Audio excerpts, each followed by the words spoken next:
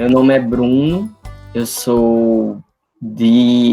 nasci em Campina Grande, né, mas eu sou de João Pessoa, minha vida toda praticamente aqui em João Pessoa, e atualmente eu sou professor de filosofia de uma faculdade aqui em João Pessoa, Faculdade Internacional Cidade Viva, do curso de teologia, e faço doutorado em filosofia. Estudo sobre o status epistêmico da crença em Deus. Então, a crença em Deus é racional, a crença em Deus é um caso de conhecimento. Que tipo de status tem a crença em Deus? É mais ou menos esse o meu estudo. Minha gente, boa noite, né? Eu vou compartilhar com vocês aqui um slide. À medida que eu for apresentando, vocês podem ir participando, interagindo, me perguntando, etc, entendeu? Por mim, isso é tranquilo. Deixa eu começar falando sobre esse tópico, sobre o que como foi que eu me envolvi com isso, tá? Porque isso dá um caráter pessoal e também vocês vão entender o ponto aqui. É o seguinte, no final do ano passado, a Associação Brasileira de Filosofia da Religião, ela fez um concurso, tá? E você deveria, a Associação Brasileira de Filosofia da Religião aqui no Brasil e a Fundação Templeton. A Fundação Templeton é uma organização americana que ela geralmente, digamos assim, ela financia estudos, pensadores, pessoas ao redor do mundo que se propõem a investigar as grandes questões da vida. Então, por exemplo, não sei se vocês lembram, há uns 2 anos atrás, foi ano passado, não foi? Foi. Ano passado, o Marcelo Gleiser ganhou, que é o nosso divulgador científico aqui no Brasil, ele ganhou o prêmio Templeton. Eu não ganhei o prêmio Templeton, minha gente, mas eles me ofereceram não, tipo, eu fui um dos que passaram nesse concurso que eles promoveram, de estruturar um argumento em favor da existência de Deus. Tá? Então, o que eu vou apresentar aqui algumas reflexões sobre um argumento em favor da existência de Deus que eu estou montando, que eu estou pesquisando, que eu estou estruturando, que eu tenho que entregar no mês de novembro desse ano, e tenho que entregar 2 artigos sobre esse argumento em fevereiro do ano que vem, tenho que entregar isso, e isso diz respeito a um argumento, que é o que eu estou montando, em favor da existência de Deus, tá? Então, foram 11 pesquisadores aqui no Brasil contemplados, eu fiquei em 5º lugar, e esse é o argumento que eu vou apresentar para vocês. Eu ainda não pensei em um nome melhor para ele, entendeu? Então, eu vou chamar ele de argumento do conhecimento. Mas, tipo, eu sou terrível em nomes, né? Tipo, eu queria botar o nome da minha filha Alvina Plantinga, porque eu gosto muito do Alvin Planta e minha esposa não deixou. Então, aí ficou Ana Sofia, né? Ela decidiu isso. Então, vocês veem que eu não sou muito bom em nome, não. Então, por isso que sugestões, críticas ao argumento, as coisas que a gente vai falar aqui são todas bem-vindas, tá? Com relação a esse tópico. Então, esse é o argumento do conhecimento em favor da existência de Deus. Então, esse argumento é baseado numa família mais ampla de argumentos, conhecido como argumentos da razão. Deixa eu explicar isso, que é algo importante para vocês, tá? Todo argumento, minha gente, em favor da existência de Deus, quando a gente pensa assim, o argumento cosmológico em favor da existência de Deus, o do design, o argumento moral, o argumento da ressurreição de Jesus, você não só tem um argumento, entendeu? Não existe o argumento cosmológico, o argumento da razão, o argumento moral. Existe em cada um desses uma família de argumentos, um monte de argumentos, entendeu? Você pega o argumento do design, tem uns 10 tipos diferentes. Você pega o argumento cosmológico, tem uns 6 tipos diferentes. Você pega o argumento moral, tem outros 15 tipos diferentes. entendeu? Então, os filósofos, à medida que eles vão discutindo, e desenvolvendo e pensando esses argumentos, eles vão, digamos assim, desenvolvendo também variantes desses argumentos, tá? Então, existe já um argumento chamado argumento da razão, que ele foi, digamos assim, vários pensadores como Platão, Aristóteles, Santo Agostinho, Descartes, eles pensaram, mas quem estruturou, digamos assim, ele bem direitinho foi C.S. Lewis no livro Milagres, tá? Nesse livro aqui que vocês estão vendo. E ele propõe duas coisas. As duas coisas que C.S. Lewis propõe, no capítulo 3 desse livro, é o seguinte. Primeiro, o naturalismo é autorrefutável. Como a gente vai ver daqui a pouco, o naturalismo é a ideia de que Deus não existe. E nem existe nada parecido com Deus. Tudo que existe é a natureza. Essa ideia, de acordo com C.S. Lewis, é autorrefutável. Tá? Daqui a pouco a gente explica por quê. E uma segunda coisa, minha gente, é que a existência de Deus é a melhor explicação para os nossos poderes cognitivos. Então, geralmente, um argumento da razão, ele vai, digamos assim, acompanhar esses dois movimentos. Ele vai tentar mostrar que o naturalismo, ele está enveredado, ele está comprometido com algum tipo de autorrefutação, e que Deus é a melhor explicação para alguns dos nossos poderes cognitivos, tá? Alguma das nossas capacidades de pensar, por exemplo. Esse é o ponto. E aqui, aí você diz, beleza, Bruno, quando você fala naturalismo, você quer dizer o quê, ó? O naturalismo, minha gente, eu quero dizer isso, ó, a visão de que a natureza é tudo que existe. Então, não existe Deus, beleza, mas também não existe sobrenatural, não existe alma, não existe vida após morte, não existe nada além do físico. A única coisa que existe é o universo físico, tá? Esse é o ponto do naturalismo. Então, o naturalismo é, digamos assim, um ateísmo turbinado, se a gente fosse falar desse jeito, entendeu? Porque, pensa no seguinte, minha gente, um ateu, ele pode duvidar de que Deus existe, mas ele pode acreditar no mundo das ideias, ele pode acreditar num certo espírito que rege, numa certa força ou energia que rege todo o universo, ele pode acreditar numa coisa assim, um ateu. Agora, um naturalista, não. O naturalista é mais forte do que o ateísmo, por quê? Porque ele vai negar isso tudo aí, atacado mesmo, entendeu? O ateu, ele nega a varejo, ou seja, ele está comprometido com a afirmação de que Deus não existe. O naturalismo, ele vai turbinar a definição dele, vai dizer, não é só Deus que não existe, não. É Deus, é espírito, é alma, é força, é energia vital, é qualquer dessas coisas, tá? Então, geralmente o naturalismo é aquele que, digamos assim, ele desceu mais ainda, né? O abismo da descrença, digamos assim, tá? E aí, o que era que o argumento da razão poderia, tipo, trazer, tá? É que essa ideia de que só existe a natureza, ela é autorrefutável. Ou então ela é, de alguma forma, falsa ou indefensável. Então, o argumento da razão vai procurar que, se você está comprometido com a afirmação de que só existe o universo físico, saiba que essa afirmação se autoanula. A afirmação, você puxa os próprios pés do seu tapete. Esse é o ponto, tá?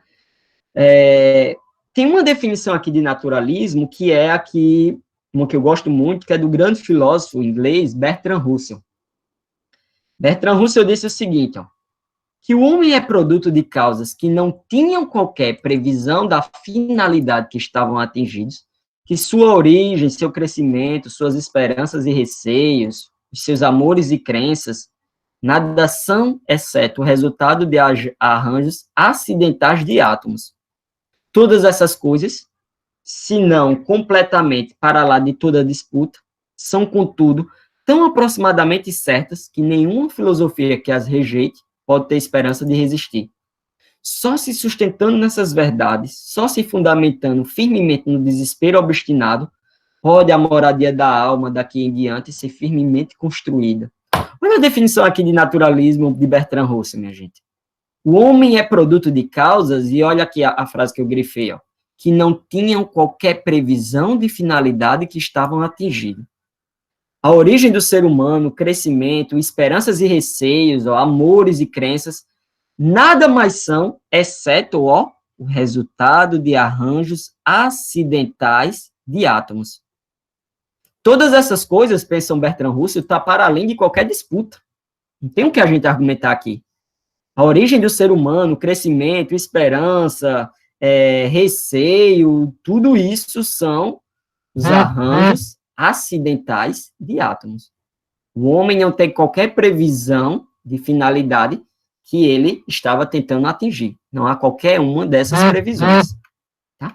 Então, essa é a definição de naturalismo que a gente vai trabalhar aqui. De acordo com Carl Sagan, seu grande livro Cosmos, no seu grande documentário também, Cosmos, o cosmos é tudo que existiu, existe ou existirá. Tá? Esse é o ponto. E aí, qual é o problema que C.S. Lewis identificou? Eu estou fazendo essa introdução para vocês entenderem sobre o que é naturalismo, e o que é um argumento da razão, para vocês entenderem o argumento que eu vou propor aqui, tá? De acordo com C.S. Lewis, minha gente, C.S. Lewis pensa o seguinte, ó, no livro Milagres, na página 15, ele diz, ó, todos os eventos da natureza devem estar conectados aos eventos anteriores na relação causa e efeito. Porém, nossos atos de pensar são eventos. Logo, a verdadeira resposta para a pergunta por que você acha isso deve começar com o porquê da causa e efeito.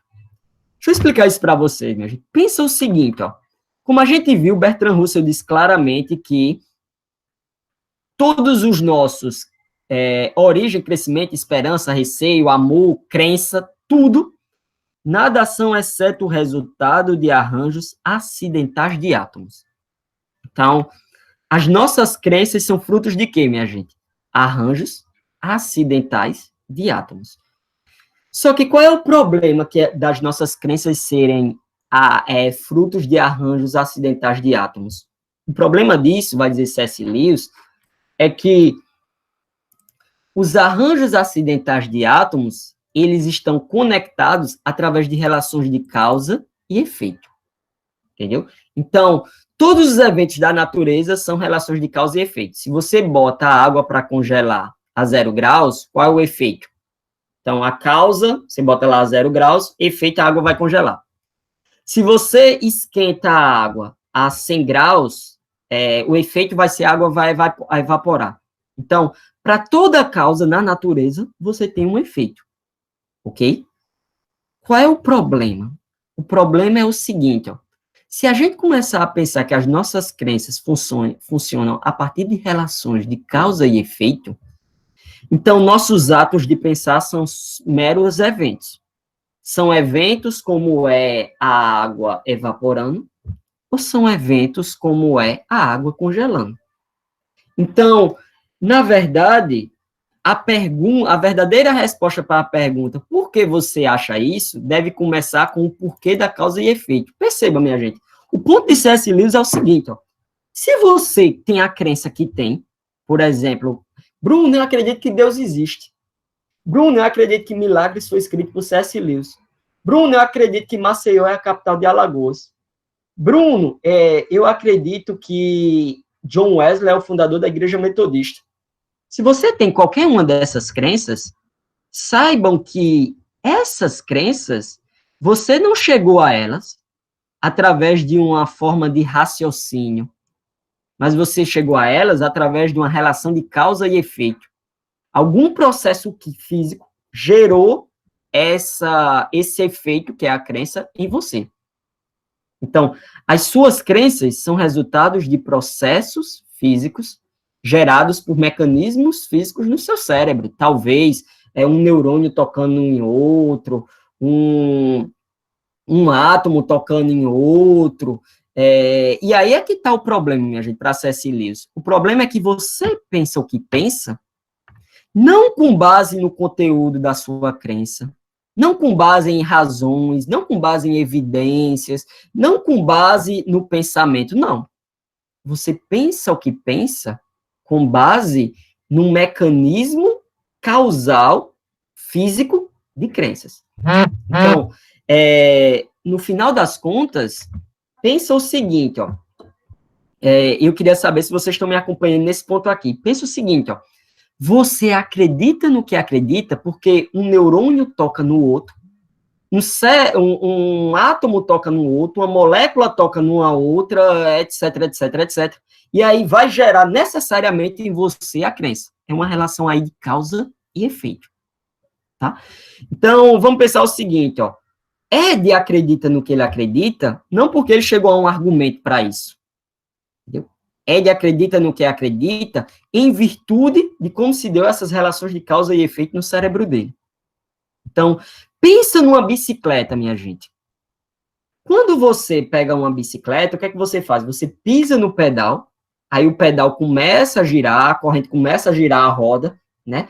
E aí a bicicleta faz o que faz, por quê? Por causa desse aparato físico. Você coloca uma força sobre o pedal, que a corrente vai na roda e faz a bicicleta girar como ela gira. Ok? Então, você faz o que faz baseado nisso. Minha gente, seguinte, ó. Então, eu queria propor uma experiência de pensamento para vocês entenderem o que é que está, digamos assim, por trás do argumento da razão, tá? Maíris, você pode me ajudar? É Maíris, né, teu nome? Que é o seguinte, ó. É o seguinte, não ouvi o comentário agora da pizza. Digamos, minha gente, Maíris, tu tá aí?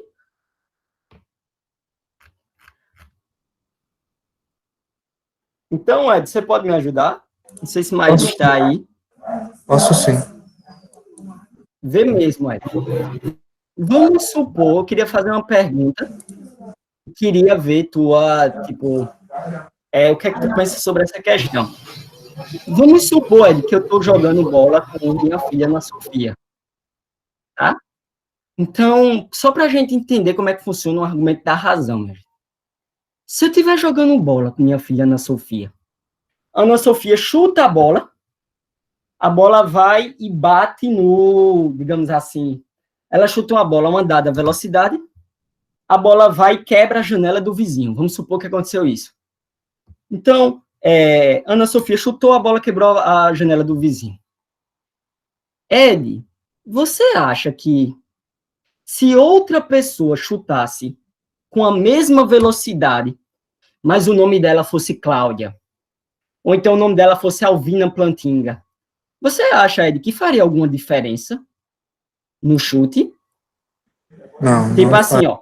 Não, no chute não, tipo, você acha que se ela chutasse com a exata mesma força, faria diferença de, mas é porque foi Cláudia, a janela não quebrou. Você acha que faria alguma diferença?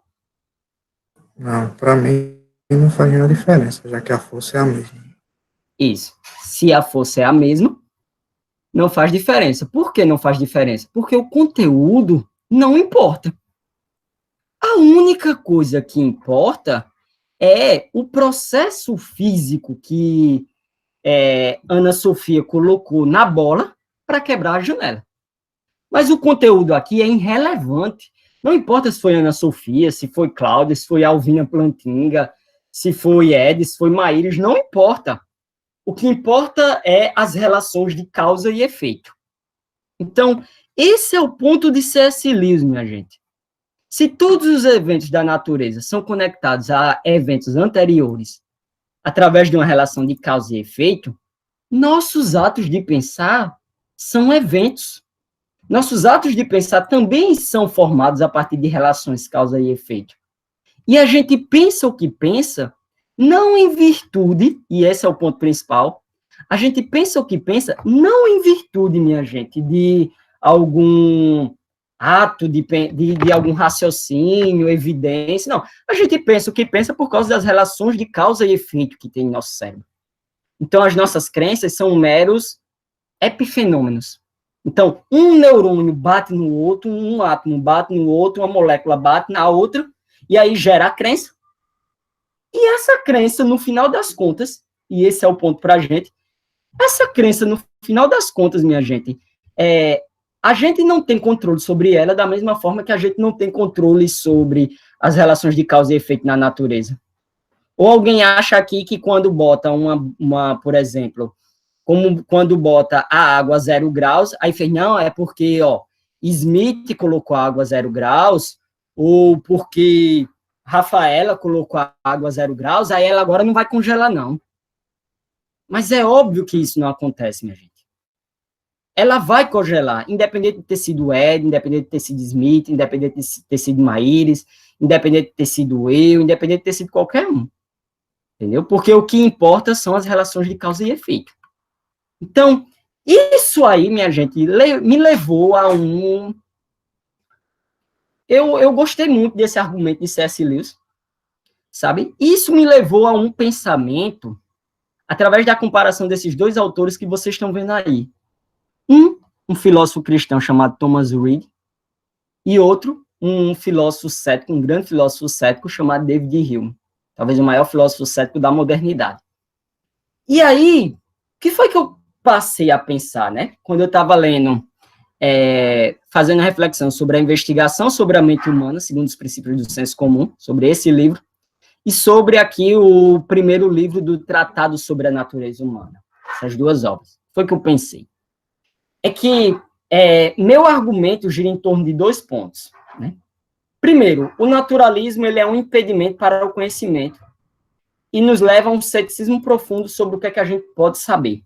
Então, essa ideia, minha gente, de que não há Deus ou nada parecido com Deus, ela nos leva a um ceticismo profundo sobre, como vocês vão ver já já, sobre o que é que a gente pode saber sobre o mundo. O que é que a gente pode saber sobre a vida? O que é que a gente pode saber sobre a existência? E o conhecimento, ele só pode, para ter uma base de forma legítima, se dar a partir de raízes teístas, a partir da crença em Deus. Então, por isso que eu chamo argumento do conhecimento, entendeu? Porque, de um lado, eu vou defender que o naturalismo é um impedimento para o conhecimento, e do outro, eu vou defender que somente através de uma raiz teísta é que o conhecimento pode florescer. Esse é o ponto. Mas, para você entender isso, você tem que entender isso aqui também, ó. Cenário cético. Bruno, o que é um cenário cético? Um cenário cético, minha gente, é uma situação onde você, ou eu, ou a gente, qualquer que seja, ele está num estado tal que ele não consegue distinguir entre se aquele estado mental dele é verdadeiro, ou se é ilusório, ou se é falso. Então, os cientistas, os filósofos, aliás, os filósofos gostam desses cenários céticos, entendeu? Os filósofos gostam de umas coisas assim, minha gente, que parecem bem esquisitas, tá? Por exemplo, a ideia de que nós somos cérebro numa cuba. Essa ideia foi dada por um filósofo chamado Hilary Putnam. Como é que você sabe, disse Hilary Putnam, grande filósofo americano, que você não é um cérebro numa cuba, sabe, numa cuba de cientista, e que todas as suas crenças, elas são frutos de um conjunto de eletrodos que um super cientista, uma supermente científica, colocou aqui, e que tudo que você vive não passa de uma ilusão, você, na verdade, está dentro do jogo The Sims de um desses cientistas.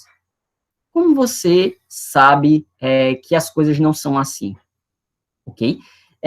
Outros cenários céticos incluem a bem conhecida Matrix. Como você sabe que você não está dentro de uma Matrix? Uma vez o filósofo Bertrand Russell ele fez a seguinte pergunta: como é que você sabe que o mundo não foi feito há 5 minutos atrás e todas as memórias que você tem, elas não foram recentemente implantadas? Você tem uma ilusão do passado, mas o mundo só tem 5 minutos. Como é que você sabe que isso não é verdade? Os filósofos antigos também traziam muito essas questões do cenário cético, né? René Descartes, uma vez, ele perguntou: como é que você sabe que não tem um gênio maligno lhe enganando? E lhe enganando tão fortemente, lhe enganando de tal forma que todo o seu conjunto de crenças é falso. Você não sabe se as crenças que você aquele que você acredita é verdadeiro ou falso. Como você sabe disso? Até o próprio Platão, lá no livro A República, tem o mito da caverna, que também tem um cenário cético, né? As pessoas dentro da caverna, eles pensam que a realidade são as sombras, quando a realidade está fora da caverna. Então, desde o começo da filosofia, a filosofia trabalha com isso que a gente chama de cenários céticos. Ou seja, são cenários hipotéticos para um dado estado mental, onde, do ponto de vista do agente, a gente não consegue discernir, a gente não consegue saber, a gente não consegue, digamos assim, separar se o que aquilo que a gente está vivendo é uma ilusão ou não é ilusório, se aquilo que a gente está vivendo é verdadeiro ou falso. Isso é um cenário cético, minha gente. E aí, ó, Hilary Putnam, nesse livro, Razão, Verdade e História, até esse capítulo está traduzido, se você jogar Razão, Verdade e História, tradução Hilary Putnam, você consegue, quem se interessar por ver esse cenário cético, consegue essa tradução. Hilary Putnam, ele faz a seguinte sugestão. Aqui está uma possibilidade de ficção científica discutida pelos filósofos. Imagine que um ser humano foi submetido a uma operação por um cientista do mal. O cérebro da pessoa, seu cérebro, foi removido do corpo e colocado em uma cuba de nutrientes que mantém o cérebro vivo. As terminações nervosas foram conectadas a um computador supercientífico que leva a pessoa cujo cérebro tem a ilusão de que tudo está perfeitamente normal. Parece haver pessoas, objetos, céu, etc.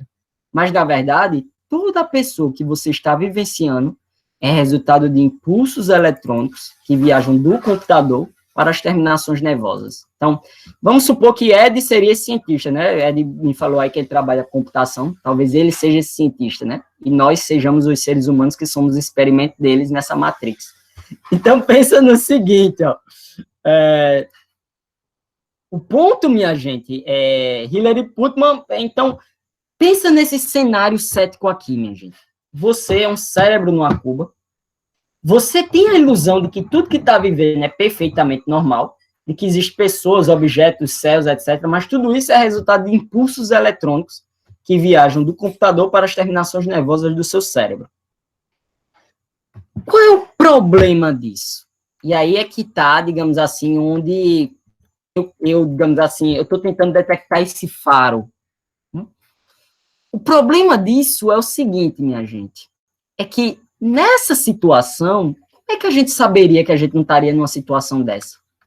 Botei até essa charge aqui, que alguém fez, do chamado demônio de Descartes, onde Descartes imaginou um gênio maligno ou um espírito mau que ilude a pessoa de tal forma que você sequer sabe se as equações matemáticas, se o mundo que você está vivendo é real, etc. Esse tipo de coisa, né? Então, essa ideia é conhecida como demônio de Descartes na filosofia. Então, o problema é o seguinte, ó, a gente, de acordo com Descartes, certeza mesmo, a gente só consegue ter certeza dos nossos próprios estados mentais. Tá? E os estados mentais, geralmente, eles representam, defendem, ou são de ou sobre coisas, eventos, propriedades, ou estado de coisas. Os nossos estados mentais são as nossas crenças, são aquilo que a gente acredita. Todos nós aqui temos estados mentais. Tá? Se você diz assim, ó, João Pessoa é a capital da Paraíba, isso é um estado mental. Se você diz assim, olha, o São Paulo foi o campeão da Libertadores de 2005. Isso é uma crença. Isso é um estado mental. Então, os nossos estados mentais, eles são sempre intencionais, são sempre sobre coisas, são sempre sobre eventos, sobre propriedades. Eu sou casado com a Emanuele, isso é um estado mental. Eu acredito que a Bíblia é a palavra de Deus, isso é uma crença. Isso faz parte de um estado mental. Então, o estado mental, geralmente, a gente supõe que eles são verídicos ou verdadeiros. Eles são verídicos, se a gente estiver lidando com uma percepção, ou eles são verdadeiros, se a gente estiver lidando com uma crença. Se ele não for verídico, ele é ilusório. Se ele não for verdadeiro, ele é falso, né? Não verdadeiro. Então, o que é que essa situação nos coloca? Beleza, como é que a gente sabe se um estado mental ele é verídico ou ilusório? ele é verdadeiro ou falso. Como é que a gente sabe disso? De acordo com Hilary Putnam, minha gente, se a gente supor uma ideia chamada realismo, ou seja, o mundo não é uma construção da nossa mente, se a gente pressupor essa ideia, ele diz, a noção de uma correspondência transcendental entre nossa representação e o mundo em si é um absurdo. Deixa eu explicar isso aqui para vocês entenderem o que foi que Hilary Putnam falou aqui. Ele disse o seguinte, existe na filosofia uma ideia chamada realismo. O que é o realismo, Bruno? Realismo é a ideia de que o mundo lá fora é independente da nossa mente. Isso é realismo. Então, há pássaros, há árvores, há apartamentos, há pessoas, há coronavírus, há essas coisas, e essas coisas são independentes da minha mente. Essa noção é a noção, grosso modo, chamada de realismo. Hilary Putnam achava que essa noção era um absurdo. Aí você diz, Bruno, como é que a pessoa pode achar que isso é absurdo?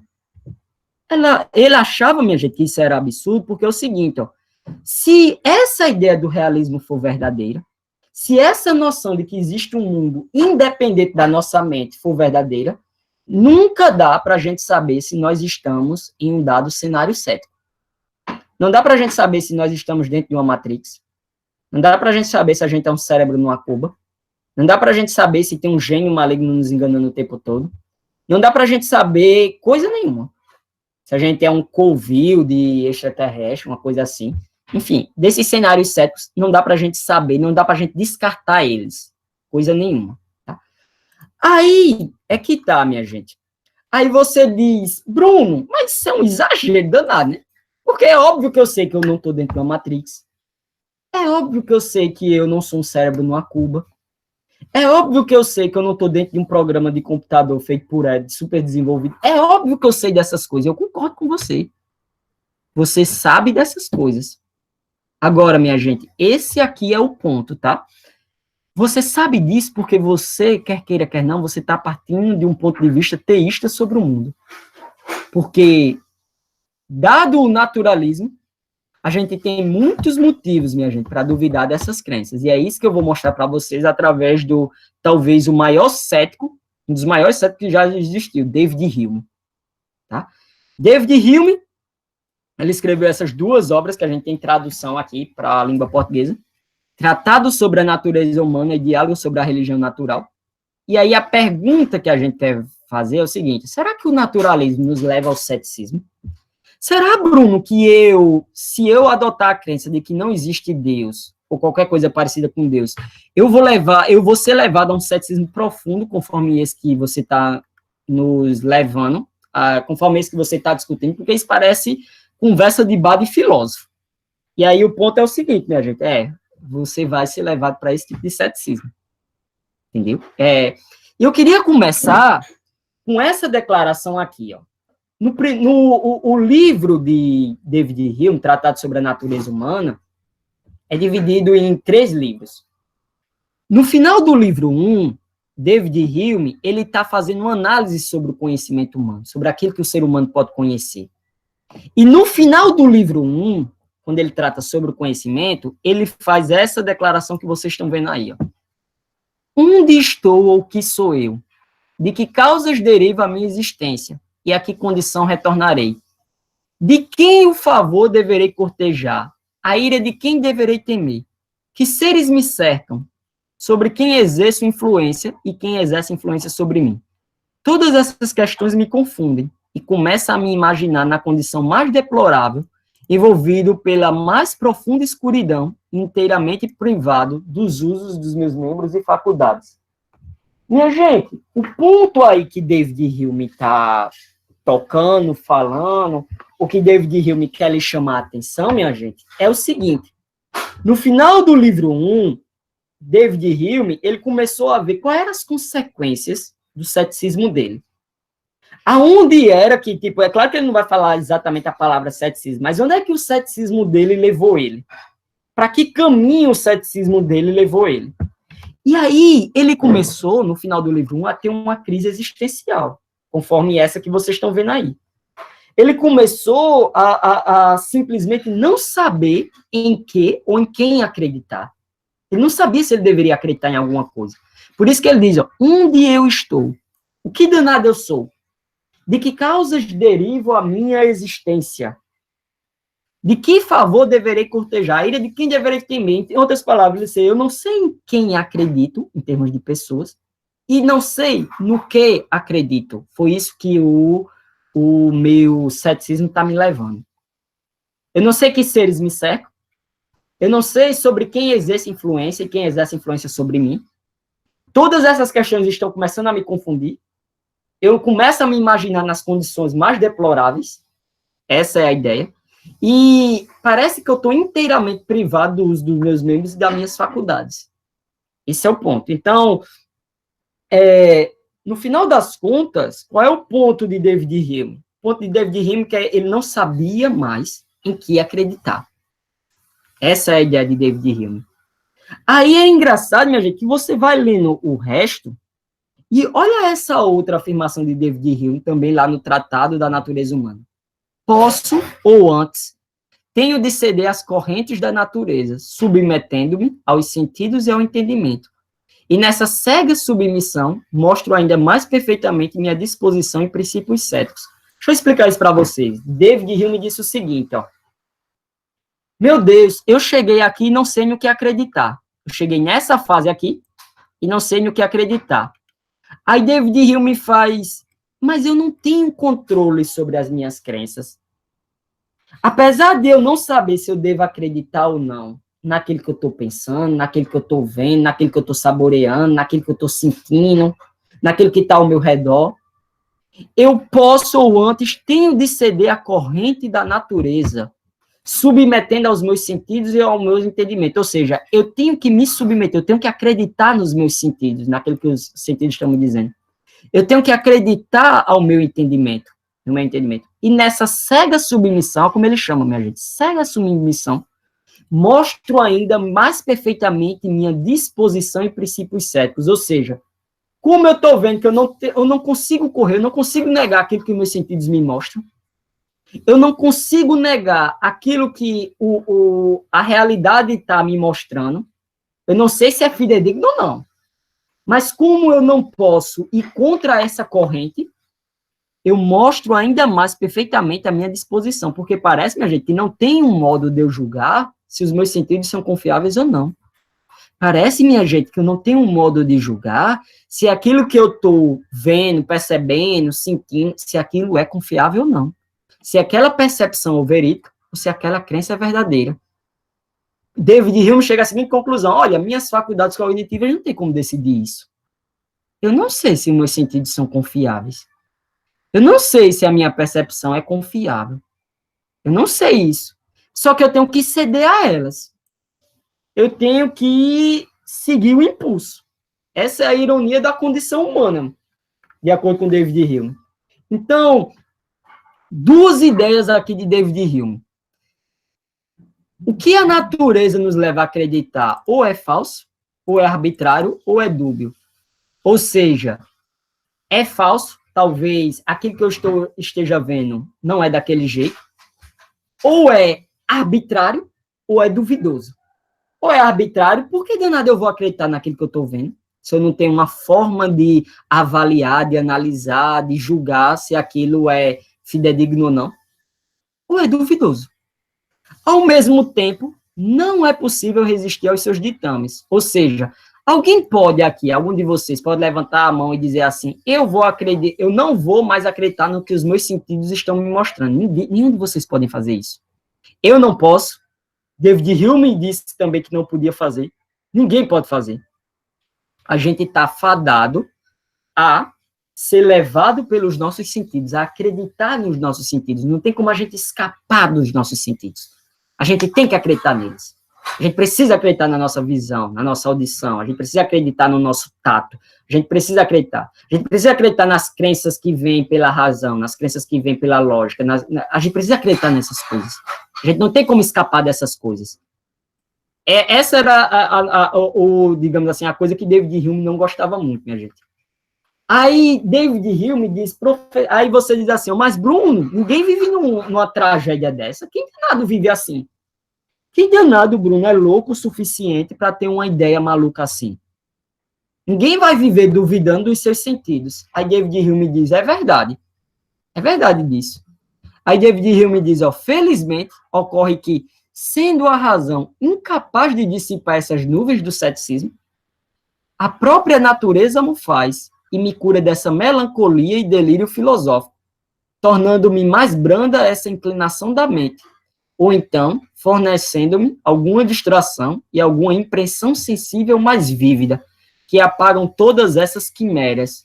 Janto, jogo uma partida de gamão, converso e me alegro com os meus amigos. Então é o seguinte, ó, a ideia de David Hume é o seguinte, minha gente. Primeiro, David Hume, eu não sei mais no que acreditar. Eu não sei se a minha razão é confiável, eu não sei se as minhas faculdades cognitivas são confiáveis, eu não sei se as crenças geradas pelo meu cérebro é confiável. Eu não sei. Só que eu tenho que ceder a elas, eu tenho que confiar na minha razão, eu tenho que confiar nas minhas faculdades cognitivas, eu tenho que confiar nessas coisas aí. Aí David Hume diz, felizmente, ocorre que, sendo a razão incapaz de decidir isso, dissipar essas nuvens do ceticismo, a própria natureza o faz. Como assim, Bruno, a própria natureza o faz? Tipo, eu sou levado a acreditar. Você não tem... É como se você pensasse o seguinte, ó, como eu não sei mesmo se eu estou ou não dentro de uma Matrix, eu vou viver como se eu tivesse mesmo. Tipo, eu não vou ficar pensando nisso, não. Eu quero que a natureza dissipe essas nuvens de ceticismo da minha mente. Eu quero que esse delírio filosófico, essa melancolia do pensamento, eu quero me distrair com outras coisas, eu quero ficar pensando nessas coisas, não. É por isso ó, que ele disse, ó, janto, jogo uma partida de gamão, que é um jogo, né?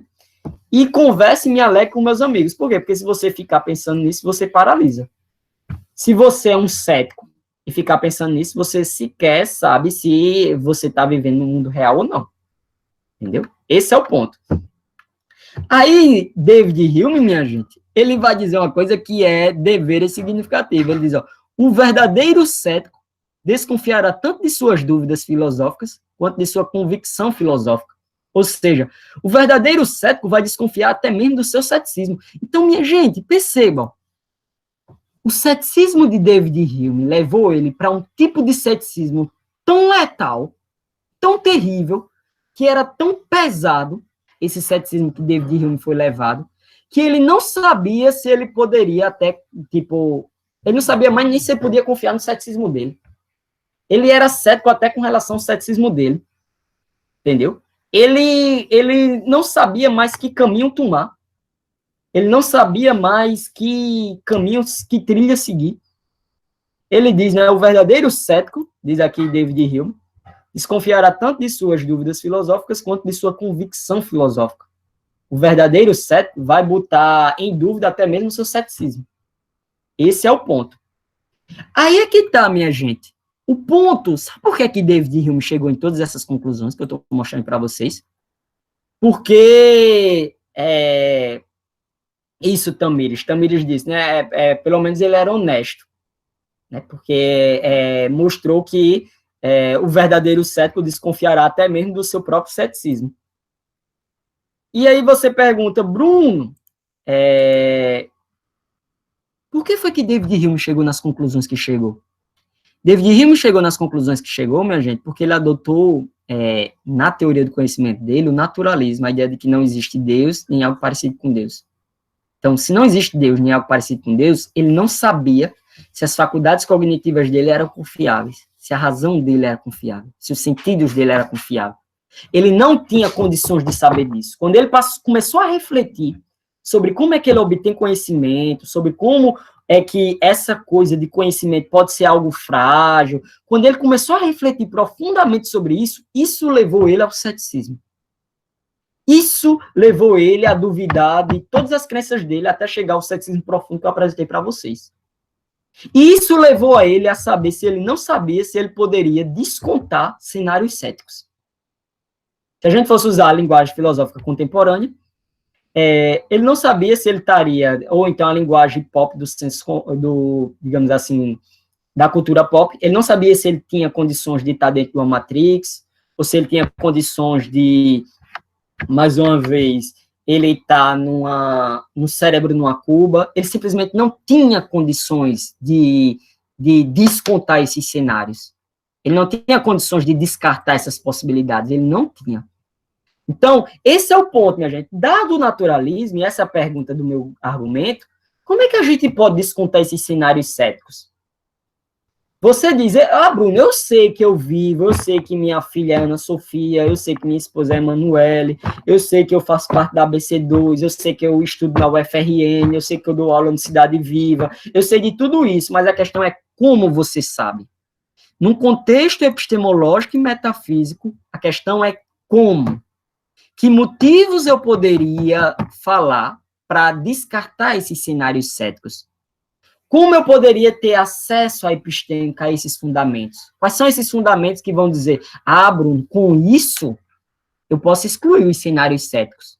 Com isso, Bruno, eu posso chegar à conclusão de que eu não sou um cérebro numa cuba. Com isso, Bruno, eu posso chegar à conclusão de que eu não estou numa Matrix. Com isso, Bruno, eu posso chegar à conclusão de que todos esse ceticismo global aí que o David Hume apresentou e que você está apresentando é uma grande bobagem.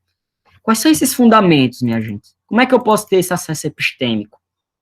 Entendeu? É esse o ponto que eu trago. E isso fica pior dentro do naturalismo. Por quê? Porque o naturalismo, ele reduz a razão, como eu apresentei no início, a um sistema fechado, mecânico e determinista de causa e efeito. Você acredita no que acredita, além disso, não porque você raciocina. Você acredita no que acredita porque existe um conjunto de neurônios, existe um conjunto de átomos, de células, desse tipo de coisa, atuando no seu cérebro, que lhe leva a acreditar dessa forma. Então, quando a razão é reduzida a simplesmente um conjunto de causa e efeito, a simplesmente um sistema fechado e mecânico e determinado, ela é incapaz de acomodar atos racionais, qualquer deles que seja, minha gente. Não é possível acomodar atos racionais, entendeu? É por isso que esse filósofo, Paul Churchland, ele diz o seguinte, o ponto importante sobre a história naturalista evolutiva padrão é que a espécie humana e todas as suas características são resultado inteiramente físico de um processo puramente físico. Então, minha gente, se a razão da gente, as crenças da gente, aquilo que a gente pensa é resultado inteiramente físico de um processo puramente físico, como é que a gente vai confiar nesse processo? Vou dar um exemplo para que fique mais claro aqui o que está em jogo. Vamos supor que você encontre uma máquina, você está andando lá para o Marte, e você encontra uma máquina, tá?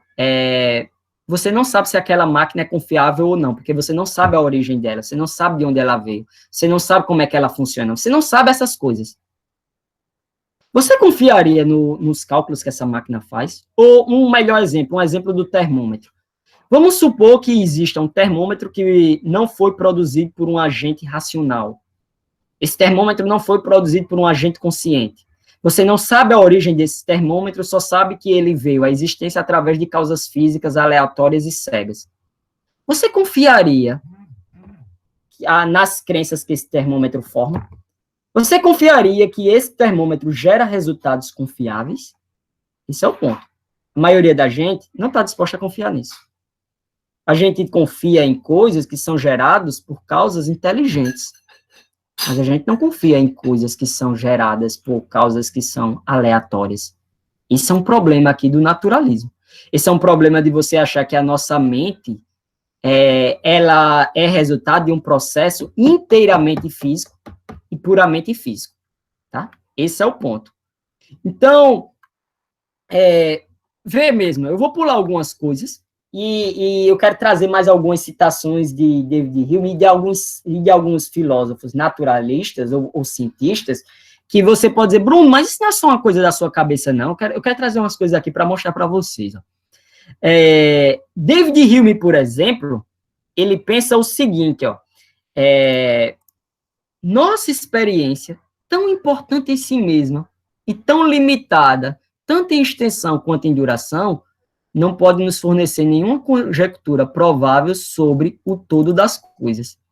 Olha o que David Hume diz em outra obra dele, minha gente, Diálogos sobre a Religião Natural. David Hume diz o seguinte, ó, nossa experiência, tão importante em si mesma, mas tão limitada em extensão e duração, ela não pode nos fornecer nenhuma hipótese, nenhuma conjectura provável sobre o todo das coisas. O que é o todo das coisas, Bruno? Sobre as grandes questões da vida. Sobre religião, sobre ciência, sobre a origem da vida, sobre, minha gente, será que existe um Deus? Será que não existe um Deus? Será que a vida tem sentido? Será que a vida não tem sentido? Então, sobre o todo das coisas, a nossa experiência, pelo fato dela ser limitada em extensão e duração, mesmo que ela seja importante para a gente conseguir comer e beber, mas ela não consegue fornecer nenhuma conjectura provável, sequer provável, sobre o todo das coisas. A gente não consegue decidir se existe um Deus ou não, a gente não consegue decidir se a vida tem sentido ou não, e a gente, mais uma vez, não consegue decidir se a gente pode ter conhecimento ou não sobre o mundo. Entendeu? Esse é o ponto de David Hume. Por isso que David Hume diz, ó, uma suspensão total do juízo é aqui o nosso único recurso razoável, minha gente.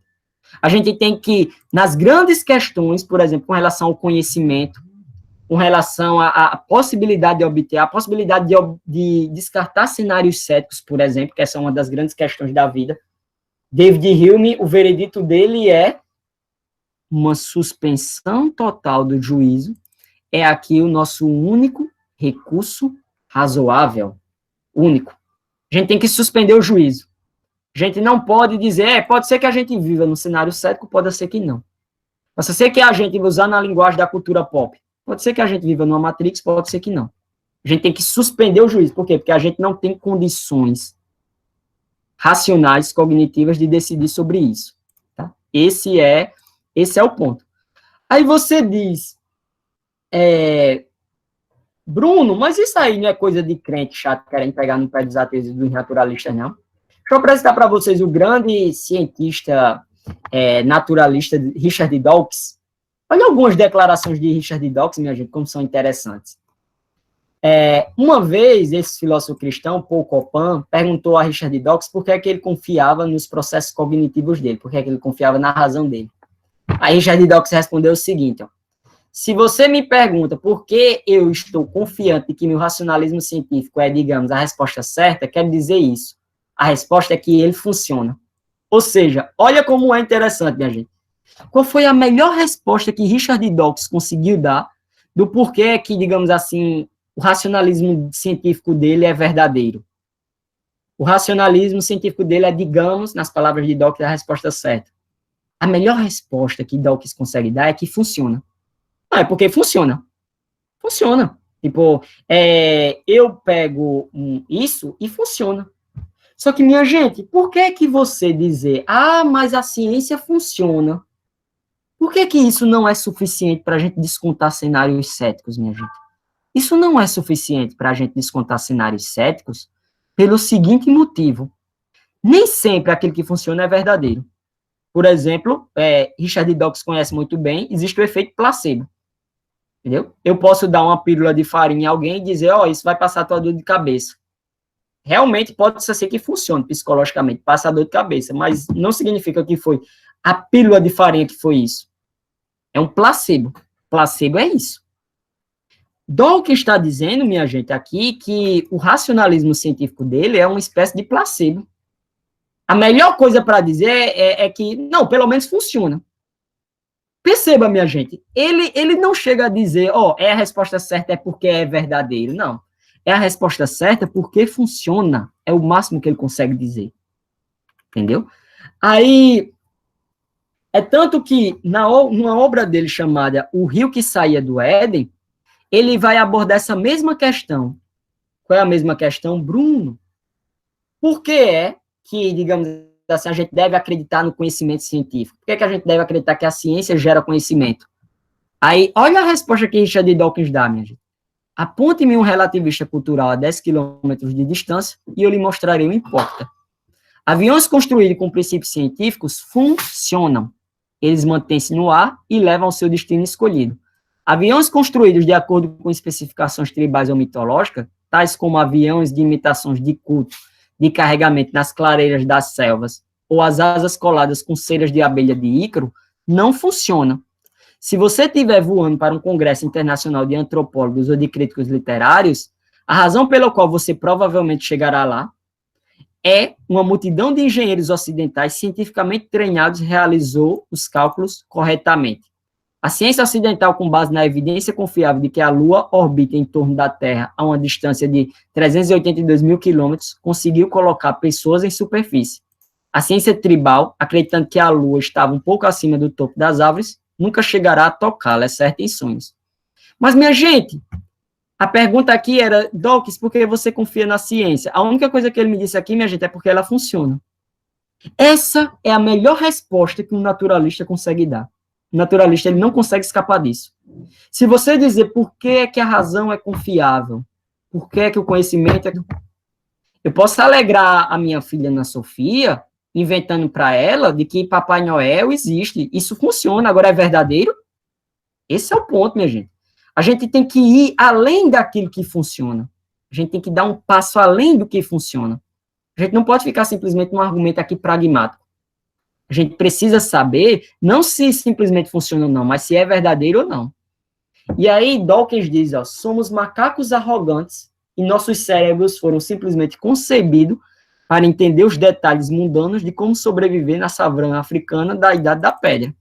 Em outras palavras, minha gente, o que é que Dawkins está dizendo aqui? Ó, o nosso cérebro evoluiu de tal forma que ele simplesmente foi concebido para a gente entender os detalhes de como é que a gente pode ser na savana africana da Idade da Pedra. Foi para isso que o nosso cérebro foi gerado. Agora, não foi gerado para esse negócio de conhecimento, não foi gerado para esse negócio dessas perguntas profundas filosóficas, não foi gerado para isso, foi gerado para sobreviver na selva africana. Foi para isso que as minhas crenças foram geradas. Tá? Eu queria pular isso aqui. Tem um trecho, eu não coloquei aqui, tem um trecho lá em Deus um Delírio, no livro de Richard Dawkins, em Deus um Delírio, antes de eu mostrar aí as premissas do argumento, tal como eu estou estruturando, que diz o seguinte, minha gente, Richard Dawkins tem uma parte lá, é absurdo, meu, que ele diz. Ele diz o seguinte, ó, tem um cientista X que ele postulou que a gente está vivendo uma simulação de computador. Aí ele faz o seguinte comentário, e eu não sei como descartar essa hipótese. Eu não sei como é que eu poderia descartar essa hipótese de que a gente está vivendo uma simulação de computador. Estou terminando minha apresentação, a gente vai abrir aqui para os questionamentos de vocês, etc. Nesse tempo eu vou colocando aqui, vou colocar para vocês essa declaração aqui de Richard Dawkins. Mas é muito curioso isso, minha gente. Ele não sabia, Richard Dawkins, ele admitiu que ele não sabia como é que ele poderia dizer se ele estava vivendo ou não uma simulação de computador. Esse é o ponto. Então, em suma, o que o argumento da gente quer trazer? É o seguinte, se o realismo é verdadeiro, se existe um mundo, minha gente, independente da nossa mente, e se a gente pode chegar a gerar crenças verdadeiras sobre esse mundo, então, dado um estado mental S, entre nossas possibilidades epistêmicas, há vários cenários céticos. Porque se existe realmente, é assim, ó, deixa eu explicar a primeira premissa. Se existe um mundo independente da nossa mente, é claro que, tipo, todo mundo vai aceitar isso. É claro que é possível que a gente esteja vivendo numa ilusão? É. É possível que a gente esteja vivendo numa Matrix? É. É possível, Bruno, que a gente esteja vivendo, a gente seja um cérebro numa cuba? É.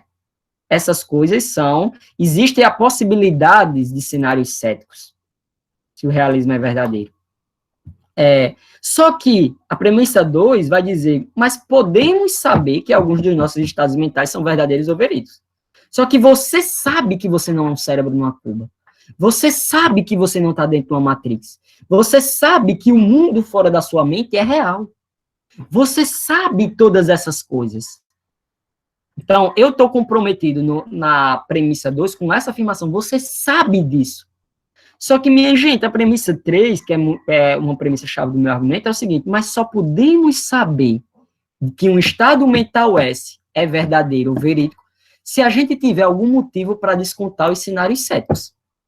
A gente só sabe se a gente não está vivendo numa Matrix, ou se não é um cérebro numa cuba, ou qualquer desse tipo de coisa, se a gente tiver uma forma de descartar esses cenários céticos. Mas, para um estado mental S, poderíamos ter motivos para descartar cenários céticos para S, apenas se for fundamentado em algo transcendente e epistemicamente acessível, que conecte S adequadamente ao mundo, permitindo que a crença seja verdadeira ou verídica. Ou seja, a gente precisa de algo que seja, minha gente, fundamentado numa base transcendente.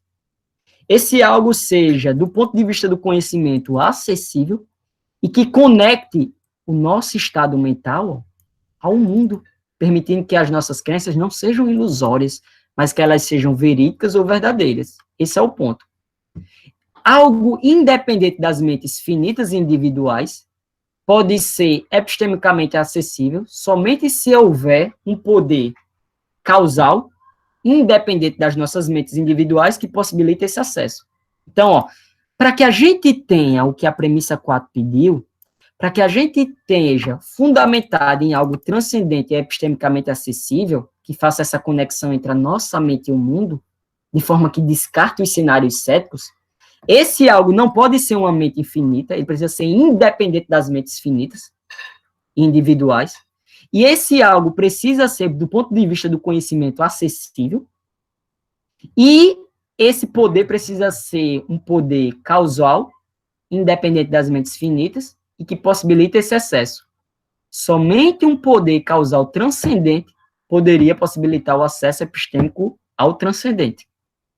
Nada natural é transcendente, porque todas as coisas da natureza estão naquelas relações de causa e efeito que eu expliquei para vocês. Por isso que a melhor explicação para a existência de um poder causal, transcendente e sobrenatural, que nos permite ter percepção verídica e crença verdadeira, inclui uma mente finita e, em particular, a existência de Deus. Então, a melhor explicação do porquê que a gente pode descontar cenários céticos, do porquê que a gente não está vivendo como um cérebro numa cuba, do porquê que a gente pode, com segurança, descartar qualquer possibilidade de Matrix, etc., é que Deus existe. E Deus faz a conexão entre a mente da gente e o mundo. Esse é o ponto. É por isso que o grande filósofo, e aqui eu vou encerrar com as últimas declarações, o grande filósofo naturalista chamado Thomas Nagel, ele disse, a confiança que depositamos na razão implica a crença de que, muito embora a existência de seres humanos e de nós próprios em particular seja o resultado de uma longa sequência de acidentes físicos e biológicos, os métodos básicos de raciocínio que empregamos não são meramente humanos, mas pertencem a uma categoria mais geral de mente. Olha o que Thomas Nagel, meu gente. Thomas Nagel não é nem um pouco amigo do teísmo, tá? Thomas Nagel é um naturalista, mas olha o que ele diz. A confiança que a gente deposita na razão implica que as crenças que a razão forma, os métodos básicos de raciocínio, não são coisas meramente humanas, mas pertencem a uma categoria mais geral de mente. O que seria essa mente? E, tipo, esse grifo aqui é o próprio Thomas Nagel que dá, tá? O que seria essa mente? A melhor explicação para essa mente, é o que eu postulo no meu argumento, é a existência de Deus. E aí você diz, Bruno, mas por que Deus conseguiria conectar a nossa mente ao mundo externo? Por que Deus, a existência de Deus, conseguiria descartar cenários céticos? Tomás de Aquino responde para vocês. Visto afirmar que o ser humano é a imagem de Deus porque tem uma natureza que inclui o intelecto, tal natureza se maximiza em virtude de ser mais capaz de imitar a Deus. É porque justamente Deus nos criou com essa capacidade, a capacidade de conhecer, a capacidade de ter um intelecto.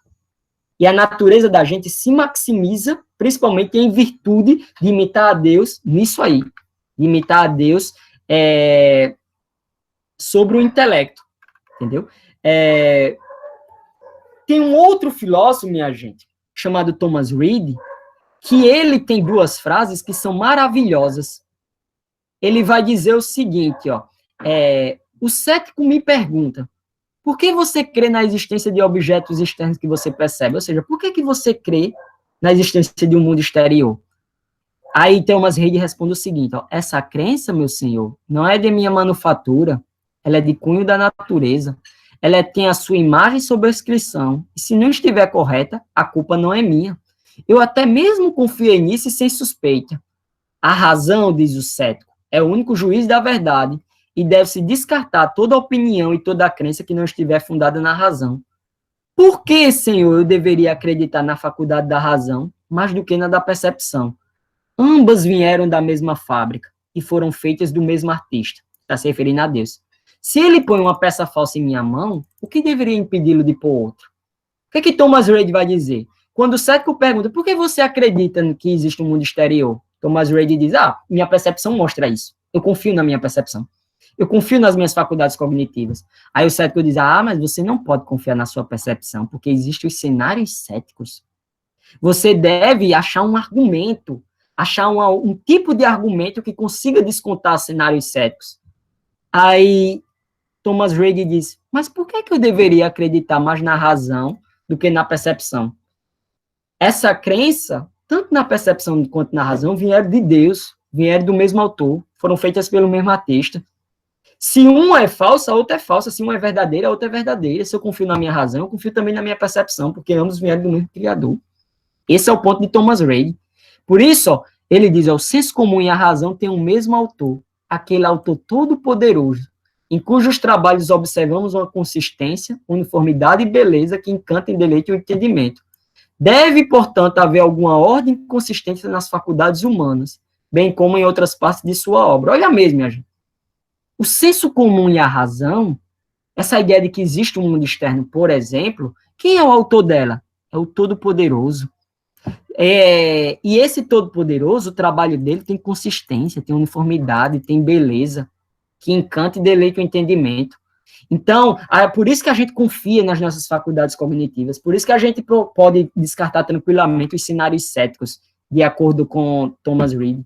Essa é a crença do chamado adectio intellectus et disruens, adequação do intelecto à realidade, ou seja, no teísmo, existe uma harmonia entre as nossas faculdades cognitivas e a realidade, por isso que a gente não precisa ser cético, a gente não precisa, a gente pode confiar nas nossas faculdades cognitivas, a gente pode descartar o ceticismo, mas no naturalismo, minha gente, não é possível saber se existe essa relação, não é possível saber essas coisas.